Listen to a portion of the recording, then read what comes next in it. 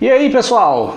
Tudo bem com vocês? Na maior parte das temporadas da Fórmula 1, o título mundial daquele ano, ele já fica mais ou menos previsível ainda no início da temporada, ou do início para o meio da temporada. Eu fiz um episódio, dias atrás, contando a história de 5 vezes em que o título mundial de uma temporada foi definido pelo bom desempenho do piloto que conquistou o título ainda no início da temporada. Uma boa sequência de vitórias no início do campeonato, que quando chegou lá pela metade do campeonato já era difícil aquele piloto perder o título mundial. E geralmente o piloto que chega até a metade da temporada liderando a tabela do mundial, ele torna-se o campeão mundial daquela temporada. Mas nós tivemos também várias vezes em que houve uma virada no campeonato, onde um piloto que não tinha iniciado tão bem a temporada consegue se recuperar após a metade do ano, a ponto de superar os seus adversários e levar o título mundial. E hoje eu vou trazer aqui para vocês 5 viradas de campeonato impressionantes da história da Fórmula 1. Vamos lá?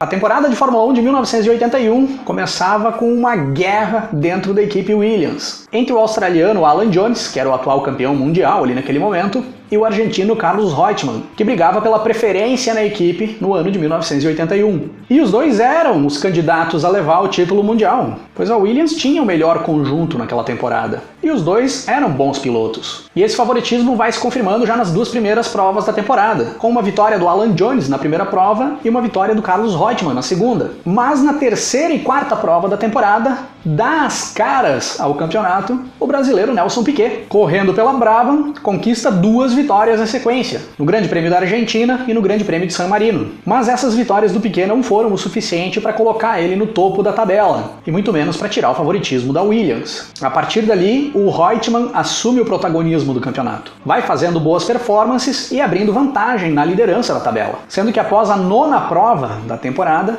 o argentino tinha 17 pontos de vantagem para o segundo colocado, que era o brasileiro Nelson Piquet. Mas aí surge uma reação impressionante do brasileiro no campeonato, que busca uma vitória no Grande Prêmio da Alemanha e 2 pódios na sequência, na Áustria e na Holanda. E contando com uma irregularidade do Reutemann nessa reta final do campeonato, o Piquet chega na última prova da temporada de 1981, no Grande Prêmio de Las Vegas, 1 ponto atrás do Carlos Reutemann, com plenas chances de conseguir buscar o título mundial, num confronto direto. E aí o brasileiro Nelson Piquet formaliza a virada do campeonato nessa última prova da temporada, em Las Vegas, cruzando a linha de chegada na 5ª posição, conquistando 2 pontos, suficientes para terminar o Mundial 1 ponto à frente do argentino Carlos Reutemann, que cruzou a linha de chegada somente em 8º, não pontuou. Nelson Piquet, campeão mundial de Fórmula 1, com 50 pontos na tabela do Mundial, contra 49 pontos do argentino Carlos Reutemann.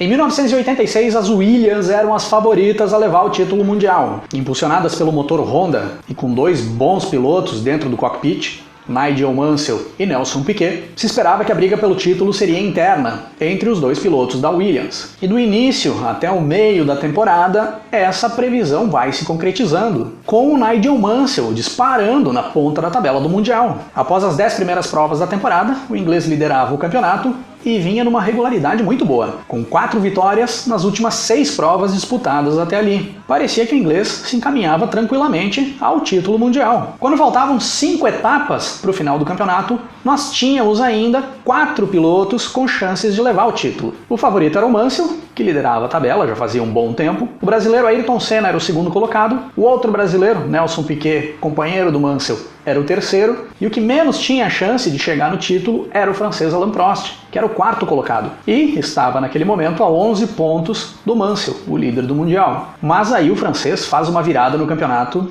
que parecia impossível. Nas últimas 5 provas, conquista 2 vitórias e faz 2 segundos lugares. E chega ao título mundial com 1 ponto de vantagem para o inglês Nigel Mansell. Com destaque para aquela vitória histórica no Grande Prêmio da Austrália, a última prova da temporada de 1986, a qual definiu essa virada do Prost em cima do Mansell no campeonato, contando, claro, com o estouro do pneu da Williams do Mansell, que precisava apenas de um 3º lugar na última prova para garantir o seu título, mas acabou abandonando.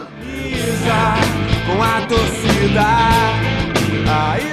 o Campeonato Mundial de Fórmula 1 de 2010 é considerado um dos campeonatos mais disputados da Fórmula 1 moderna. Até metade da temporada, após as 10 primeiras provas disputadas, 4 pilotos já tinham passado pela liderança da tabela: Fernando Alonso, Jenson Button, Lewis Hamilton e Mark Webber. E tínhamos um tal de Sebastian Vettel, que vinha correndo por fora, que nessa metade do campeonato era um mero 5º colocado e estava 24 pontos do líder ali naquela ocasião. Na segunda metade da temporada, quem desponta como favorito a levar o título mundial é o espanhol Fernando Alonso, que corria pela Ferrari. Ele era o 4º colocado após a 10ª etapa da temporada, dá uma ótima arrancada na reta final do campeonato, chegando na última prova, disputando o título mundial diretamente com o australiano Mark Webber, da Red Bull. Mas por fora, nós ainda tínhamos o Sebastian Vettel, com chances de chegar no título, e também o inglês Lewis Hamilton, da McLaren. Mas as atenções estavam todas voltadas para a disputa Webber e Alonso. E aí vem, na minha opinião, a virada de campeonato mais inesperada da história da Fórmula 1. O alemão Sebastian Vettel vence a última prova da temporada, o Grande Prêmio de Abu Dhabi,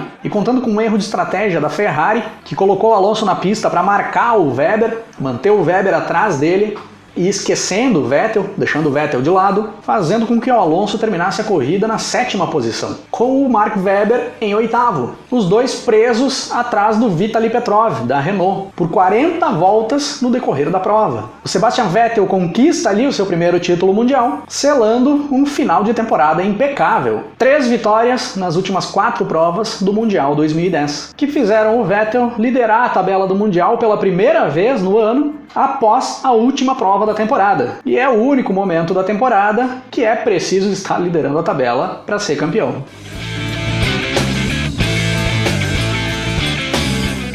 Em 1988, a McLaren apresentava para o mundo da Fórmula 1 o que seria o time mais dominante da categoria, o chamado Dream Team da Fórmula 1, com Ayrton Senna e Alain Prost nos cockpits e a Honda fornecendo os motores. A McLaren não deu chance de alguém chegar perto deles em 88. E no início da temporada, a experiência do francês Alain Prost faz a diferença. O professor assume o protagonismo e larga como líder do Mundial no início da temporada. Após 7 provas na temporada de 1988, o Prost tinha 4 vitórias contra 3 vitórias do brasileiro Ayrton Senna e liderava o Mundial com 15 pontos de vantagem para o brasileiro. E a partir daí, nós tivemos 2 pontos cruciais no campeonato que acabaram definindo uma virada impressionante na busca pelo título mundial. O primeiro ponto é o regulamento, que previa descarte de pontos. Assim como todas as temporadas do decorrer da década de 80, era contabilizado para a tabela do Mundial de Pilotos apenas os 11 melhores resultados, e eram descartados os 5 piores resultados de cada piloto. E o segundo ponto é que o Senna entra de vez na briga pelas vitórias na Fórmula 1. Busca 5 vitórias nas últimas 9 provas da temporada, contra 3 vitórias do francês Alain Prost. Essa boa sequência de vitórias na segunda metade da temporada, por parte do Ayrton Senna, que acabaram lhe rendendo 8 vitórias totais no final do campeonato, somado ao grande número de pontos descartados do francês Alain Prost, que sempre que não vencia, chegava em segundo nas corridas e acabou tendo 3 segundos lugares descartados para a soma de pontos do Mundial, renderam uma virada de campeonato a favor do brasileiro Ayrton Senna, que termina a temporada como campeão mundial com 90 pontos válidos conquistados contra 87 pontos válidos conquistados pelo francês Alain Prost. Na soma total de pontos, sem descarte, o Prost chegou a 105 contra 94 pontos do Senna. Ficava claro que nesse tipo de regulamento, se tivéssemos carros que não quebrassem com frequência, como tínhamos até então, no decorrer de toda a década de 80, as vitórias seriam mais importantes do que a regularidade para chegar no título mundial. E a quantidade maior de vitórias do Senna em 88 deu a virada no campeonato a favor do brasileiro em cima do francês. Mudar a mentalidade. Em 1976, nós tínhamos o austríaco Niki Lauda como favorito a levar o título mundial. Era o atual campeão mundial, tinha sido campeão em 1975, e pilotava um carro muito bom da Ferrari ali naquele ano, que lhe rendeu, nas 9 primeiras provas da temporada, 5 vitórias, 2 segundos lugares e 1 terceiro lugar. Era difícil de imaginar, após essas 9 primeiras provas, que algum outro piloto poderia conquistar o título mundial de 76, que não fosse Niki Lauda. Mas aí chega o Grande Prêmio da Alemanha, onde o Lauda sofre o seu grave acidente em Nürburgring, que quase tira a sua vida e o afasta da Fórmula 1 por 2 provas além do Grande Prêmio da Alemanha. E após esse acidente do Lauda, o inglês James Hunt, da McLaren, dá uma arrancada impressionante no campeonato, com 4 vitórias nas últimas 7 etapas do Mundial, e desconta uma diferença que era de 35 pontos na metade do ano. Antes do acidente, o Lauda era líder com 61 pontos, e o James Hunt tinha 26 pontos. Era o terceiro na tabela do Mundial. E na última prova da temporada, no Grande Prêmio do Japão, o James Hunt dá a virada no campeonato, conquistando um terceiro lugar na corrida, contando com o abandono do Lauda. Final de campeonato com 69 pontos para o James Hunt contra 68 pontos do Niki Lauda. Uma das viradas de campeonato mais emocionante da história, que foi relatada no filme Rush, de 2013. Se tu é fã de Fórmula 1 e ainda não assistiu Rush, para tudo que tu tá fazendo agora e vai lá assistir esse filme.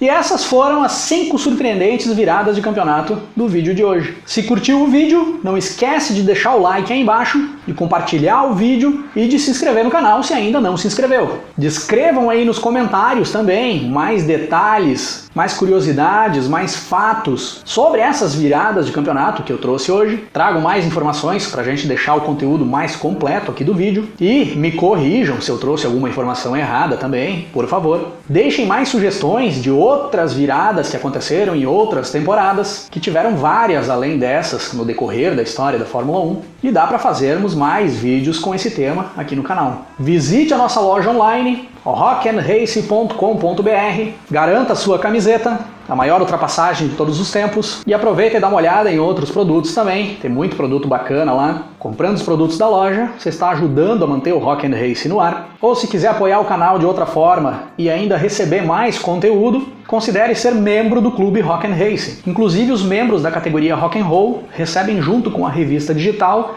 10% de desconto nas compras da loja. Se você está pensando em comprar produtos da loja, dá uma olhada que pode ser que vale a pena se tornar membro primeiro para poder utilizar os 10% de desconto. Sigam-me nas redes sociais e se quiserem falar comigo, podem me chamar por ali e vamos nos falando na sequência. Grande abraço para todo mundo. Até mais! Todo o processo evolutivo da humanidade. Mudar vai começar individual. Uma metamorfose experimental.